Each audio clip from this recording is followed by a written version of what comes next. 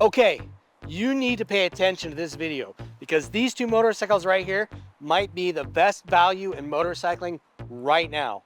This is Triumph's Speed 400 and this is the Scrambler 400X. This bike is 5,000 bucks and this one is 5,600 bucks. So the differences for the Scrambler are just a handful of things to make it a Scrambler. First thing, it's got a 21-inch front wheel, a taller tubular handlebar that's much wider. It has a little grill for the headlight for some protection.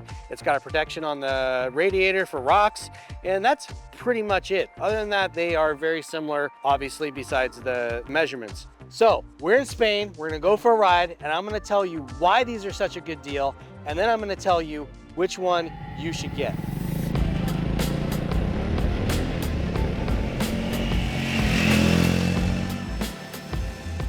All right, so we're back. So why are these two motorcycles the best value in motorcycling right now?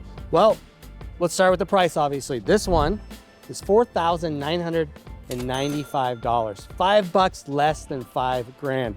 That is crazy that you can get into a Triumph now for less than 5K. This one, $5,595, so 600 bucks more, but you get a lot of added on features making it a Scrambler.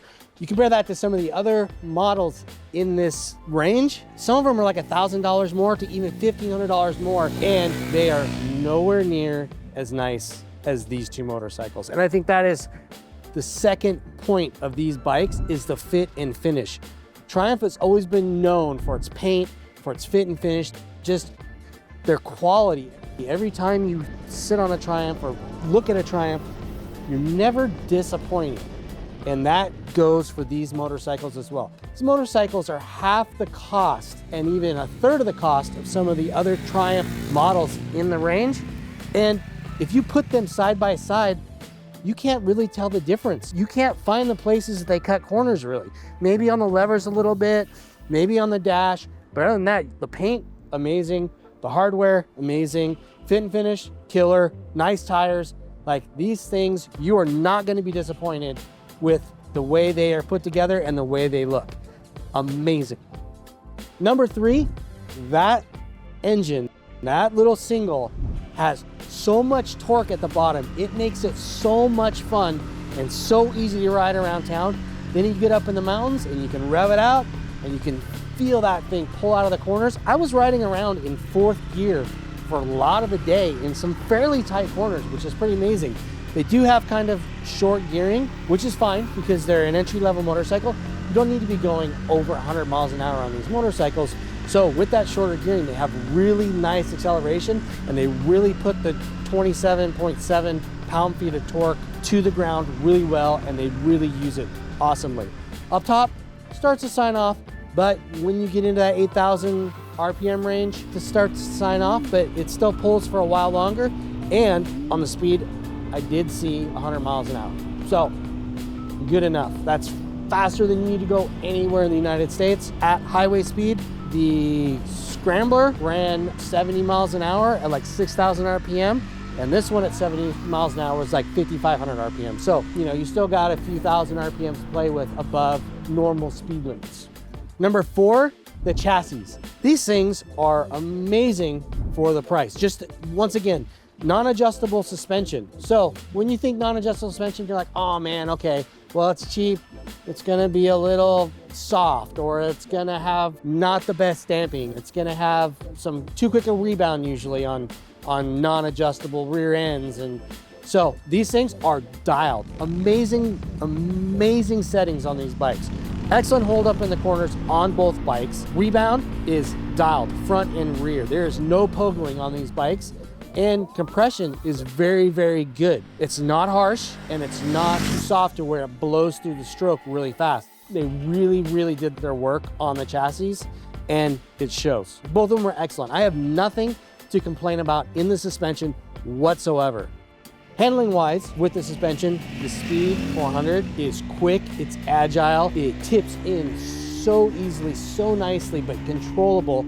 It holds its line perfectly. You need to make a line change mid-corner, it just does it. Like you just think about it and it moves. It's really, really an excellent handling motorcycle. Scrambler, not as amazing, but pretty darn good. It's definitely takes some more effort to get it to tip in. And I think that has a lot to do with the gyroscopic effect of the larger front wheel and maybe the tires in combination. It just wants to like bite you a little bit as you get in the corner, but then once you're in the corner, totally fine. Scrambler is good. Speed 400 is great. And number 5, comfort. Both these bikes are extremely comfortable for what they are. Sport classic motorcycles have always been very comfortable. They're upright, but they're sporty enough to where if you're gonna go carve it up, you can easily work with the bike and you're in a kind of a sporty stance. But when you're cruising around town or whatever, it's very upright, it's very comfortable. It works really well. The seats on both these bikes, excellent. The one-piece seat on the Speed 400 is comfortable. Rode for half a day on it, never even a twinge of discomfort. On the Scrambler, same exact thing. The two-piece seat, excellent. Both of them, total comfort.